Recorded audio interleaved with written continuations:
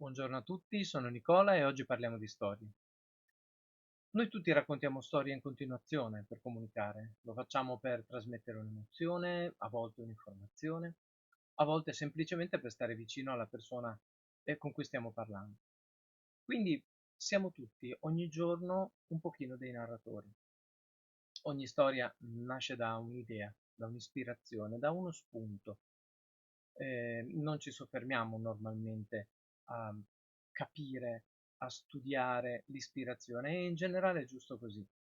Per un fumettista però capire bene dove lo porterà questo spunto è molto importante perché la nascita di una storia è un momento molto breve rispetto al tempo necessario per portare a termine un fumetto, per trasformarlo in un prodotto. Quindi innanzitutto definiamo il concetto di spunto. Lo spunto è l'idea creativa che ci fa venire voglia di raccontare una storia. Lasciamo stare la teoria e proviamo a vedere i primi tre tipi di spunto creativo all'interno di esempi concreti. Partiamo da un evento ordinario e vediamo che tipo di operazioni ognuno di noi fa per costruire una struttura narrativa e a che tipo di spunto queste operazioni corrispondono. Alla prima ora, la prof di scienze consegna le verifiche della settimana scorsa con i voti. Pensavo di aver recuperato, invece ho preso 5. Poi ha fatto una spiegazione incomprensibile sulla costruzione della Tour Eiffel. Dopo mezz'ora Silvia è andata al bagno, ma la professoressa l'ha guardata male. Luca le ha guardate il sedere mentre usciva. Non ha speranze con lei. Alla seconda ora il professore di filosofia ha interrogato Marco, che non era molto preparato, ma il prof, come al solito, è stato molto comprensivo e gli ha dato la sufficienza. Antonino ha protestato con me sottovoce perché non è giusto. Poco prima dell'intervallo è passata la preside per una comunicazione riguardo alla gita di istituto a Parigi per le quinte. Dopo qualche minuto, dall'ultima fila, Alex le fa notare che la nostra classe è una quarta, facendo scoppiare a ridere tutti. La preside lo sa benissimo, era una premessa per dire che la quinta, che l'anno prima si era comportata bene, ha avuto in premio una gita a Parigi e invitare la quarta a fare lo stesso. Silvia, a quel punto, noi siamo molto meglio, dovremmo andare sulla Luna. Questa mattinata ordinaria può diventare il racconto di un amico. Cambia a seconda di cosa ispira maggiormente il narratore. Vediamo. Troppo forte. Questa mattina a scuola a un certo punto arriva la preside in classe e interrompe la lezione di filosofia. Meno male perché era una noia mortale. Stava interrogando Marco. Poverino, non capisce la differenza tra un filosofo e un termostato. Insomma, la preside attacca con la gita a Parigi, la Tour Eiffel, il pullman, l'albergo e così via. Ora, noi avevamo in programma la gita di un giorno a Venezia, ricordi? Niente. Questa continua con il cibo francese con il Musée d'Orsay, ma sarà andata avanti 20 minuti buoni. A un certo punto eravamo già tutti lì che ci guardavamo quando Alex dall'ultima fila fa: Scusi prof, ma noi non siamo la quinta. È scoppiata una risata che neanche da Crozza. Troppo forte. Questo racconto è finalizzato a far provare l'emozione liberatoria della risata collettiva all'ascoltatore. L'evento innescato dalla frase di Alex ha colpito particolarmente il narratore che tenta di condividere l'esperienza con chi ascolta. La preside della mia scuola è fuori come un lampione. Sembra sempre pensare ad altro. Mi sa che durante le guerre puniche è rimasta traumatizzata e non si è più ripresa.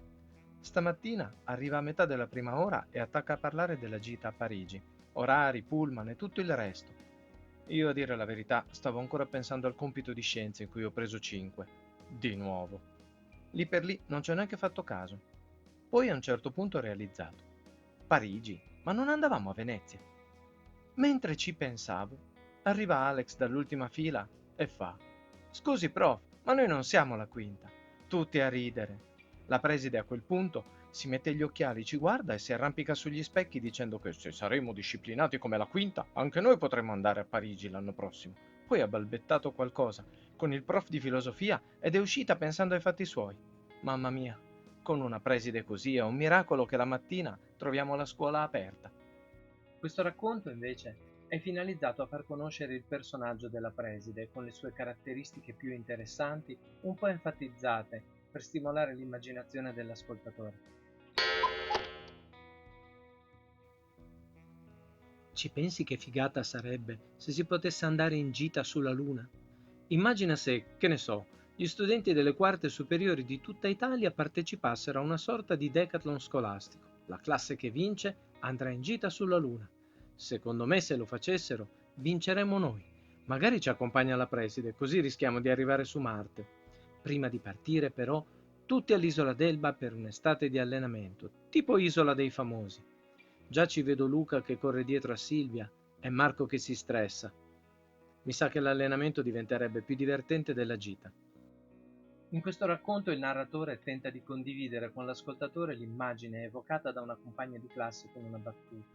In questa semplice storiella lo spunto iniziale della gita sulla Luna si sposta verso una seconda immagine più vicina e divertente, l'allenamento all'isola d'Elba.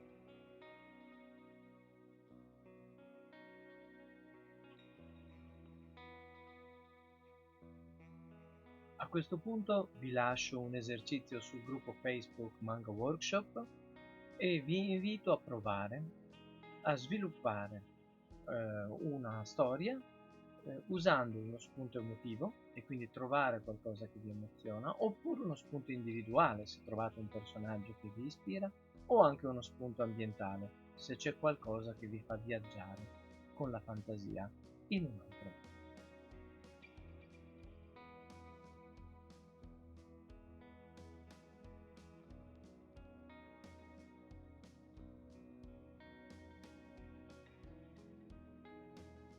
Se siete sopravvissuti alla prima parte dell'esercizio, andiamo un pochino avanti e notiamo nella prima storia, quella della mattinata a scuola, quanti elementi sono stati dati per scontati in quella breve esposizione. Non spieghiamo affatto cosa sia una preside, una lezione di filosofia, né un'interrogazione, nemmeno un termostato e nemmeno una cita di istituto, e tantomeno Crozza. Non dobbiamo introdurre le dinamiche di un gruppo di studenti su un'isola per tutta l'estate, perché ci basta fare riferimento a un reale. Non spieghiamo chi sia Alex, Silvia, Marco, Luca. Non sappiamo neanche, non spieghiamo se sono maschi o femmine. Stiamo presupponendo che l'ascoltatore condivida con noi il tempo, l'ambientazione geografica e sociale. Ma se non fosse così? Se l'ascoltatore trovasse uno di questi racconti in una bottiglia e non sapesse niente del narratore? Se fosse contemporaneo potrebbe fare qualche ricerca e dedurre che il luogo in cui si trova è più vicino a Venezia che a Parigi e che Marco è un nome da maschio, mentre Silvia è da femmina. Potrebbe avere dei dubbi su Alex, forse anche su Luca. Penserebbe probabilmente si tratta di un luogo in Italia e magari potrebbe emozionarsi per il solo fatto di ascoltare una persona che abita e va a scuola vicino a una città così bella come Venezia. Potrebbe essere incuriosito dall'isola d'Elba ed emozionarsi per il semplice fatto di vederne il panorama. Ma se non fosse contemporaneo? Il primo racconto potrebbe suonargli così. Troppo forte! Questa mattina, durante le pratiche mistiche, è arrivata la lucente e ha salvato Minar dall'ennesimo fallimento nella fastazione. Poverino, non capisce la differenza tra un Borlog e un Saif. Insomma, la lucente attacca con il mico a Dimach, il Puck, i carri, i postiglioni e così via. Ora, noi avevamo in programma il mico di un giorno a bar, mi ricordi? Niente, questa continua con il cibo Korok e il centro di Mish, ma sarà andata avanti 20 minuti buoni. A un certo punto eravamo già tutti lì che ci guardavamo, quando Sibach dall'ultimo circolo fa: scusi Mag, ma noi non siamo la sicomora. È scoppiata una risata che neanche al Samud, troppo forte. Un lettore appassionato di fantasy potrà emozionarsi nel tentativo di capire cosa siano le pratiche mistiche, cosa sia la lucente, come funziona una fastazione e così via. Può anche essere che alla fine, dopo aver capito i meccanismi e i luoghi, trovi anche divertente l'accaduto e si faccia una risata.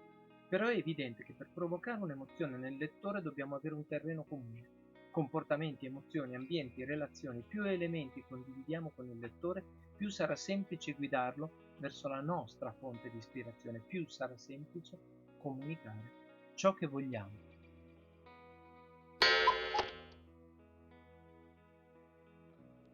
Un fumetto, un film, un racconto, un prodotto visivo narrativo di qualsiasi tipo hanno come scopo principale è quello di comunicare ciò che ha emozionato l'autore. Quindi, se la cosa che vi emoziona è un ambiente particolare, dovete saper guidare il vostro lettore o ascoltatore o spettatore all'interno di questo ambiente usando delle chiavi comuni. Se invece è l'emozione, potrete utilizzare delle chiavi comuni ambientali per guidarlo a quell'emozione. Se invece è un personaggio, dovrete poter immergere il lettore dentro il personaggio fino a farlo identificare e per questo dovete utilizzare emozioni e ambientazioni come un terreno di scambio. Questa è la difficoltà da superare. Non si possono mettere tutte le cose insieme e sperare che dall'altra parte chi ascolta o chi legge capisca tutto. Per questo video è tutto, trovate l'esercizio sull'unità dedicata a questo workshop sul gruppo Facebook in descrizione.